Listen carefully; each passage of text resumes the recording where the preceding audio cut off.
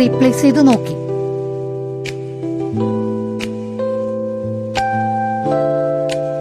Plant report ചെയ്ത് നോക്കി.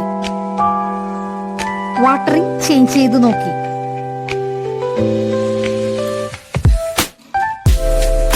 Fertiliser മാറ്റി ഉപയോഗിച്ച് നോക്കി. ഇതെല്ലാം ചെയ്തിട്ടും നിങ്ങളുടെ ഫെലനോപ്സിസ് ഓർക്കിഡ് ഫ്ലവർ ചെയ്യുന്നില്ലേ? എങ്കിൽ ഈ ടിപ്പ് ഒന്ന് പരീക്ഷിച്ച് നോക്കുക. Welcome to Orchid Villa. ഞാൻ മാക്സി ജൂഡ്. ഫെലനോപ്സിസ് വളർത്തുന്ന എല്ലാവർക്കും അത്യാവശ്യമായിട്ട് വേണ്ട ഒരു കാര്യമാണ് ക്ഷമയെന്ന് പറയുന്നത്. ഫെലനോപ്സിസ് ഓർക്കിഡ് വളർന്ന് ഫ്ലവർ ചെയ്ത് കിട്ടാനായിട്ട് 1 വർഷമൊക്കെ എടുക്കും. വെറൈറ്റി മാറുന്നതനുസരിച്ച് ചിലത് 6 മാസമൊക്കെ എടുക്കും. പിന്നെ ഇപ്പോൾ മിനിച്ചർ ടൈപ്പൊക്കെ ഉണ്ട്, അതിന് ഈ കാലയളവൊക്കെ വ്യത്യാസപ്പെട്ടിരിക്കുന്നുണ്ട്. 1 വർഷം വരെ നമുക്ക് കാത്തിരിക്കാം, ഓക്കെ. പക്ഷെ അതിനപ്പുറത്തേക്കാണെങ്കിലോ, അതായത് 2 വർഷമായിട്ട് നമ്മുടെ പ്ലാന്റ് പൂത്തില്ല എന്നുണ്ടെങ്കിൽ അതൊരു ബുദ്ധിമുട്ടായ കാര്യമല്ലേ. അപ്പോൾ അങ്ങനെയുള്ള ആൾക്കാർക്ക് ഒന്ന് പ്രയോഗിച്ച് നോക്കാൻ പറ്റുന്ന ഒരു ട്രിക്കാണ് ഇത്. ഇതിനായി നമുക്ക് ആവശ്യമുള്ളത് 3 പ്രൊഡക്ട്സ് ആണ്. ഒന്ന് ടൂത്ത് പിക്കാണ്. ഇത് നമ്മൾ ഹൈഡ്രജൻ പെറോക്സൈഡ് വെച്ച് ഒന്ന് ക്ലീൻ ചെയ്തെടുക്കുക. രണ്ടാമത്തെ പ്രൊഡക്റ്റ് ആസ്പിരിൻ ഗുളികയാണ്. ഇത് 2 എണ്ണം നമുക്ക് ആവശ്യമുണ്ട്. മൂന്നാമതായിട്ട് നമുക്ക് വേണ്ടത് ഇതാണ്, സ്പിരിറ്റ് ആണ്. ആൽക്കഹോളിക് കണ്ടന്റുള്ള സ്പിരിറ്റ് ആണ് നമുക്ക് ആവശ്യമുള്ളത്.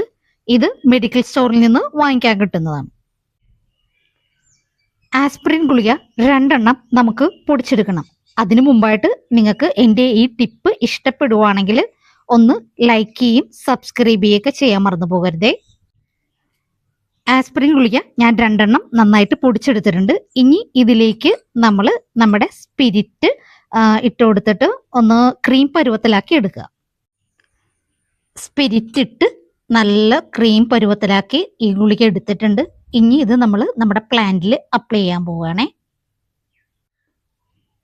ഇത് നമ്മുടെ ഫ്ലവർ ചെയ്യാതെ നിൽക്കുന്ന ഫെലനോപ്സിസ് മെച്ചോർഡ് ആയിട്ടുള്ള പ്ലാന്റ് ആണ്. ഇതിലേക്ക് നമ്മൾ ഈ ടൂത്ത് പിക്ക് വെച്ച് ദിവസം കണ്ടോ, ഇവിടെ നമ്മൾ ഒരു 2-3 ഹോൾസ് ഇടാൻ പോവുകയാണ്.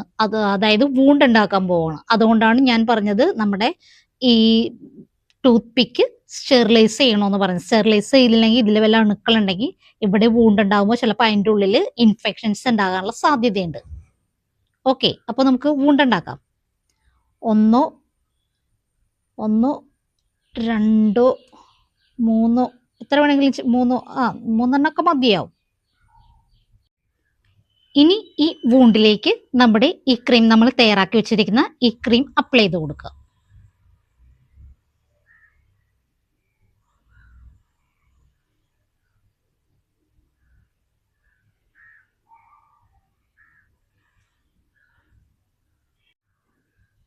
നമ്മൾ വൂണ്ട് ഉണ്ടാക്കിയ സ്ഥലത്ത് നമ്മുടെ ക്രീം അപ്ലൈ ചെയ്ത് കഴിഞ്ഞു. അതായത് ആസ്പിരിനും സ്പിരിറ്റും കൂടി മിക്സ് ചെയ്ത ക്രീം നമ്മൾ അപ്ലൈ ചെയ്ത് കഴിഞ്ഞു.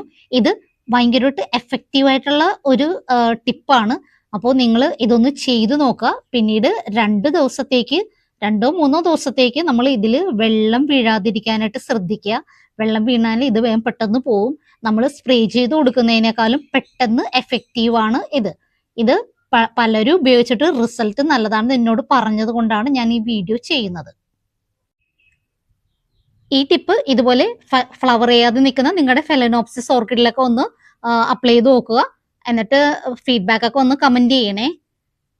Okay, thank you.